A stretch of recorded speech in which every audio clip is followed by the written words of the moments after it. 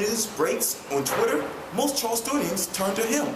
And that's why he has the best local Twitter feed, voted by the readers of the Charleston City paper.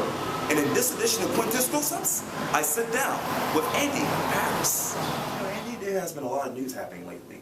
And as you, as a social media guru, I want to talk to you about something I like to do called Describe to Me the Following in One Word. Okay. Describe to me the following in one word. The Somerville 3.0 earthquake. Shaking. Yeah.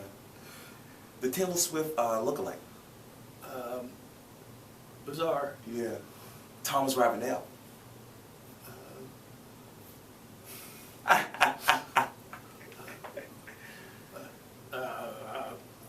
Pass. Yeah. The ice storm. Ravalanche. Yeah. Yeah. The Ravenel Bridge shutdown. The Ravalanche. Yeah. And you know, since all this is happening, and you've been tweeting about it, a lot of people know that you are the social media coordinator here at the Post-Courier, Yep. and have been doing that since 2011. Tell me, how's that going? Oh, it's great. I love it. It's social media is everything. I really like it because so much of what I do involves it. So much of what we do, and I enjoy meeting people I don't know, helping the staff with it and learning new stuff about it. And I think over the last few years we've built a really good program here, and I think for a paper our size we do a really good job, with social media and interacting with the community. Yeah. And shortly thereafter, when you became the coordinator, you probably had one of the most worst days in your work history, and that was April 27, 2012. It was when the Post-Courier actually started charging people to view the news articles. And I know you got a lot of feedback for that. Tell me, when you heard the feedback, what did you tell yourself? What did I tell myself? Basically just, I just wanted to find a way to communicate with the people, why we did it. I mean, there's a lot of preconceived notions with newspapers. Right. And, a lot of people think, oh, it's greed, but when you lose a, major source of revenue, you need to replace it somehow. Yeah. And, we're asking people who use the paper to, help pay for it and help keep it going. Yeah. And so it's a little tough sometimes because, people weren't really happy to pay for something they've never had to pay for. Yeah. But, they've done it with other things, and I think it's gradually, they're becoming more understanding that, that's just, part of life nowadays. Yeah. And even before Andy Paris, this social media guru, it was you as a reporter.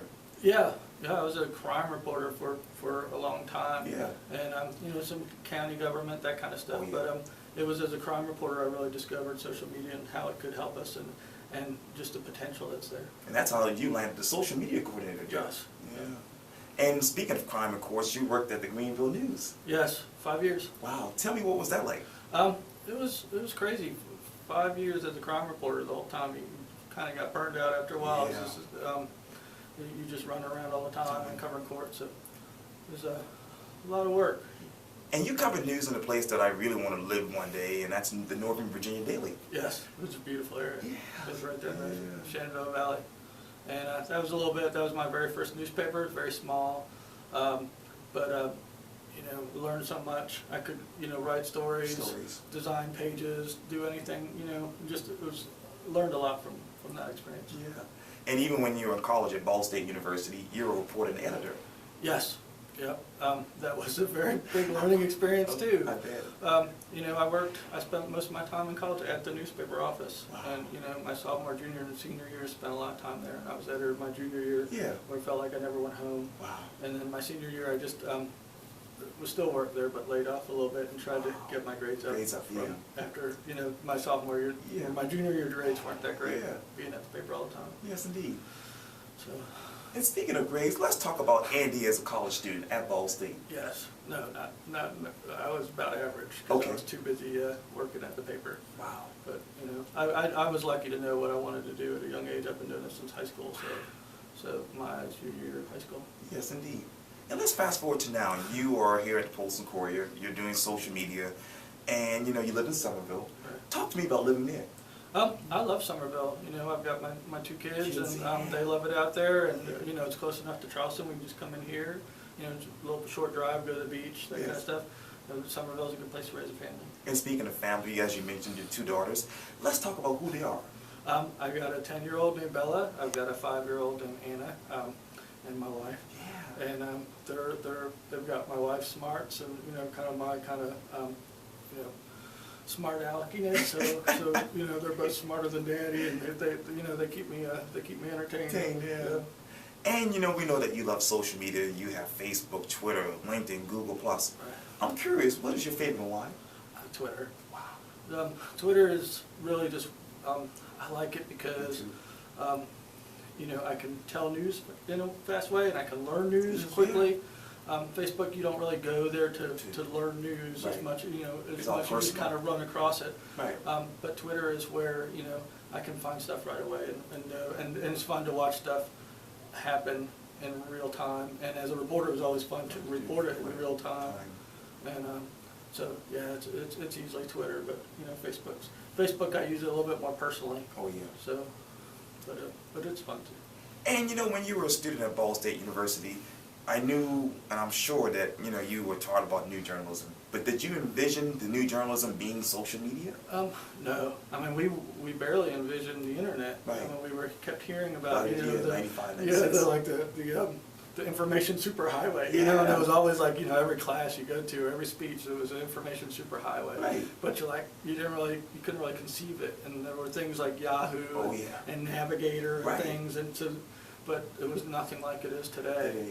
So it's funny how I kind of came in just on the cusp of it. You know, I mean, we were still using phone books and all that kind of stuff, and have to research stuff. But now we can, Rolodexes. Now, you know, now it's all there on the computer. So I was lucky to come in at a time to see what it was like beforehand, and then come in at a time, because my very first newspaper, we weren't quite plugged in. We were less plugged in at my first newspaper than we were in college. Wow. So it was, you know, we'd have to go to the morgue and these big books and look at the news stories and stuff like that to find things we wrote about, you know, a year ago and stuff like that, whereas now we just plug it into Google.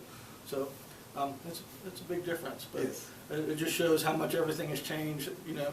So that's why I picked up on social media and all that kind of stuff, because my whole career in journalism has changed. There's never really been any static. It's always, you know, now there's something, you know, now we're on the internet, now we're, you know, I mean, we still had dark rooms when I was in there, and we don't have those now. So it's so you just got to be ready to change in this job. And speaking of the future, as we talk about it, what's the next chapter for you? I don't know. Right now, as I said, we're building something pretty cool here. I'm given some freedom to do new things. Oh, you know, we're working on stuff, but it's, you know, you always keep an eye open. There's so much technology can do so much now, and you want to kind of see where.